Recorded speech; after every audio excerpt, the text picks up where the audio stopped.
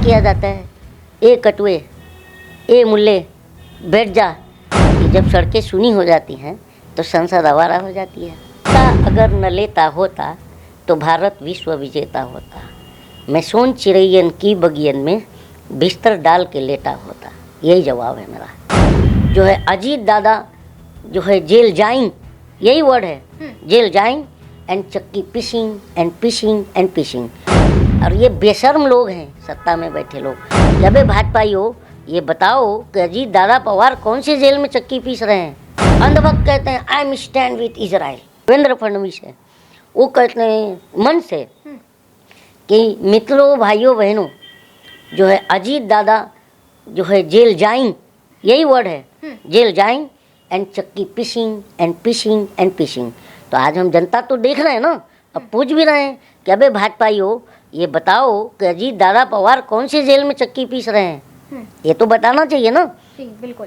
कलीम जी मुझे आप ये बताइए कि आपकी नाराजगी प्रधानमंत्री नरेंद्र मोदी से है या संपूर्ण राजनीतिक दल के नेताओं से? नेता अगर न लेता होता तो भारत विश्व विजेता होता।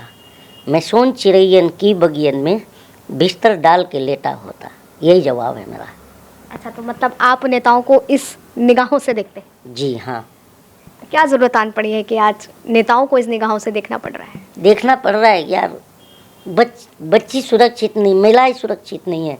आप देखिए इस तरह का समाज बना दिया आईटी सेल के थ्रू कि अंधभक्त कहते हैं I am stand with Israel. ठीक है, तो ये बताओ मणिपुर कहाँ है?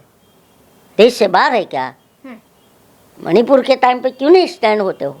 विपक्ष भी ये बात कह रहा है किसी महिला का तुम निर्वस्त्र करके, मैडम वो आज भी झकझोर देता है, उसका जिक्र भी होता है, तो क्योंकि गैंगरेप भी होता है उसके बाद, कपड़े खींचने के बाद से। और सेना का जवान का भी वाइफ होती है उसमें।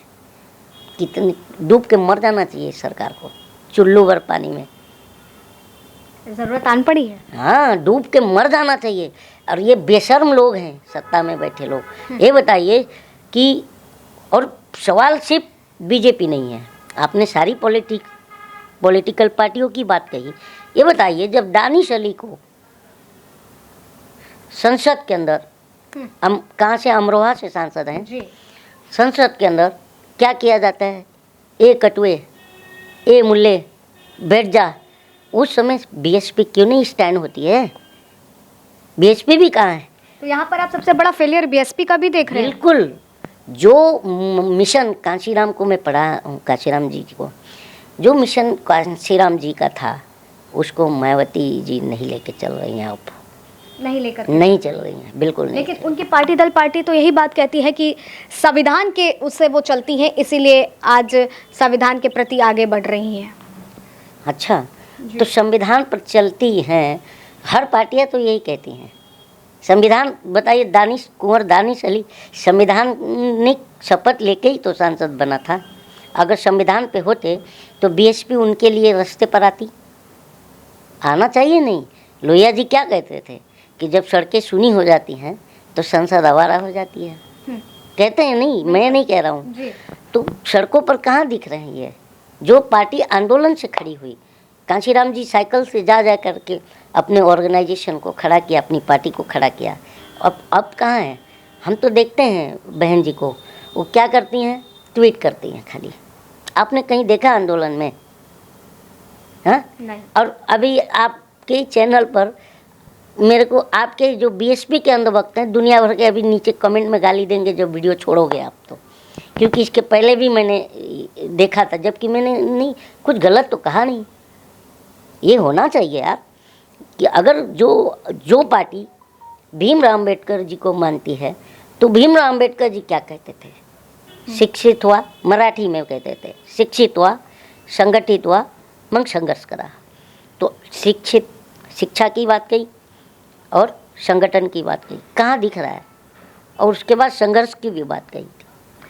संविधान की किताब तो ये भी कहती है कि जो शिक्षित होगा वही सदन के अंदर आकर के बैठेगा। लेकिन आज बहुत से राजनेता जो हैं पढ़े लिखे भी नहीं होते हैं लेकिन संसद में बैठते हैं। आस्था जी आपको भी पता है, ये बात मत करिए नहीं तो फिर आपको भी अंधभक्त दौड़ा देंगे। आपको भी पता है कि ये अंधभक्तों का एक अलग ही स्वांग होता है। नहीं, हमारा काम तो सवाल पूछना है, हम सवाल सबसे करते हैं। ये बताइए, काजोल कहती हैं कि हम पर जो है अनएजुकेटेड जो है पॉलिटिशियन रूल करते हैं, तो अंधभक्त उनको भी ट्रोल कर देते हैं, दौड़ा देते हैं, बेचारी को ट्वीट डिलीट करके भागना पड़ता है।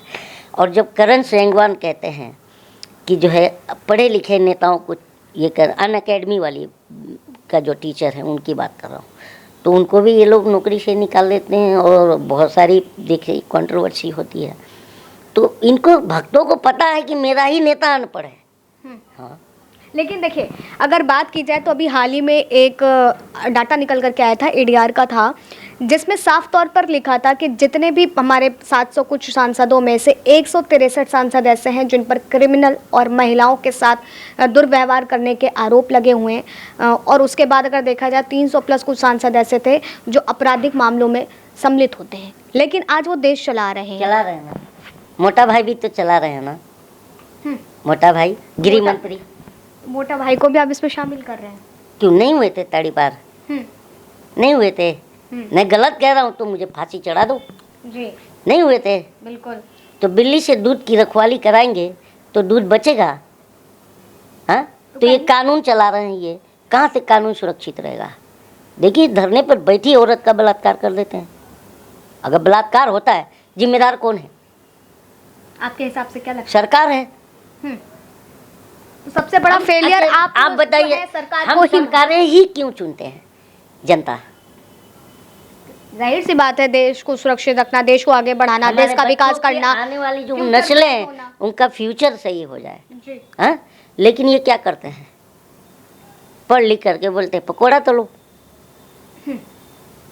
किसने कहा था? इसी सरकार ने कहा था, जो देश का मुखिया है वो कहा था।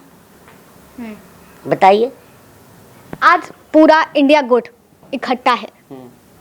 2024 की लड़ाई जिस तरीके से आप कहते हैं कि सत्ता बनाम जनता होगी, लेकिन आज इंडिया गुट ये नहीं कहता है। इंडिया गुट कहता है कि इंडिया वर्सेस नरेंद्र मोदी की लड़ाई है। आप